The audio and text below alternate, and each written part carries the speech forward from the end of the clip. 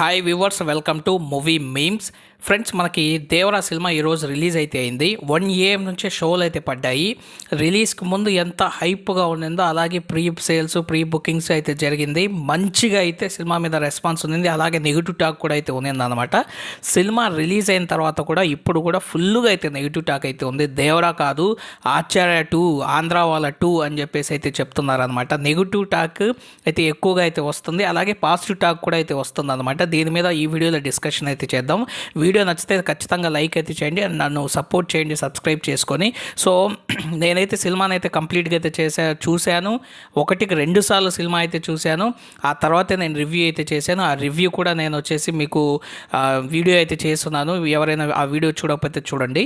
First వచ్చేసి మనకి cinema వచ్చేసి ముందు నుంచి ఆచార్యతో కంపేర్ చేస్తున్నారు కాబట్టి కొంత సెట్ ఆఫ్ ఆడియన్స్కి ఏమనిపిస్తుంది అంటే ఆచార్య 2 లాగే అనిపిస్తుంది అనమాట. ఎందుకంటే ముందు నుంచి అదే ట్రాన్స్లో ఉన్నారు కాబట్టి అలాంటి వాళ్ళతో అయితే పట్టించుకోవాల్సిన అవసరం అయితే లేదు.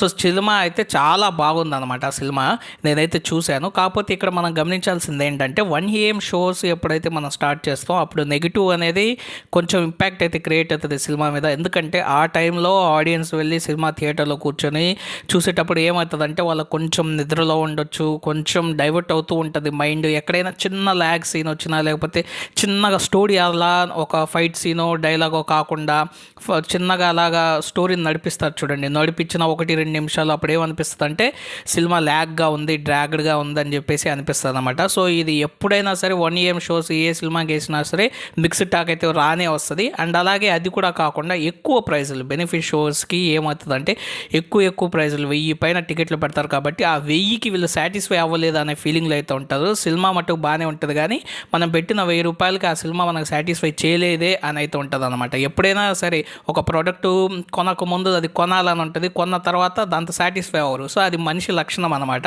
సో మనం ఓవర్ ప్రైస్ పెట్టినప్పుడు ఏమవుతుందంటే దానివల్ల సాటిస్ఫై అయినా కూడా అది సంతృప్తి ఇవ్వను అనమాట.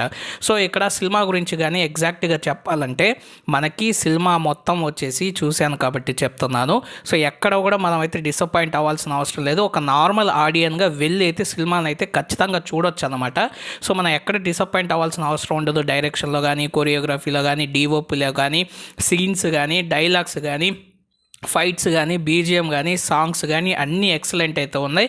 ఎన్టీఆర్ది అలాగే సైఫ్ అలీ ఖాన్ పర్ఫార్మెన్స్ అయితే ఎక్సలెంట్ అయితే ఉంది. ఒకటేంటంటే ఇక్కడ నెగిటివ్ రావడానికి ఇంకోటి కూడా సినిమా మీద ఏంటంటే సో నార్మల్గా ఫ్లాష్ బ్యాక్ తర్వాత అయితే ఉంటుంది. ఎందుకంటే ఎప్పుడైనా ఏ సినిమాలో కూడా ఫ్లాష్ బ్యాక్ మంచి హైప్ని ఇస్తుంది కాబట్టి ఫ్లాష్ బ్యాక్ని మనకి సెకండ్ హాఫ్లో పెడతారన్నమాట ఇంటర్వల్ తర్వాత. అలా కాకుండా ఇక్కడ ఏంటంటే ఫ్లాష్ బ్యాక్ని ముందు చెప్పేసి కొంచెం కొత్తగా స్టోరీ అనుకున్నారన్నమాట కొట్టాల Shiva. So first flashback చెప్పేసి ఆ తర్వాత ప్రజెంట్ స్టోరీలోకి అయితే మనైతే తీసుకెళ్ళి పార్ట్ 2కి లీడ్ అయితే ఇచ్చారనమాట.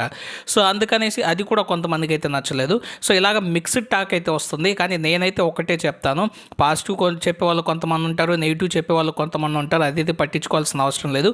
ఒకవేళ 100 మంది థియేటర్ కానీ వెళ్తే 70 మందికి సినిమా అయితే నచ్చింది. 70 మందిలో కూడా 50 మందికి super hit, block buster hit అని అయితే సినిమా అయితే అనిపిస్తుంది.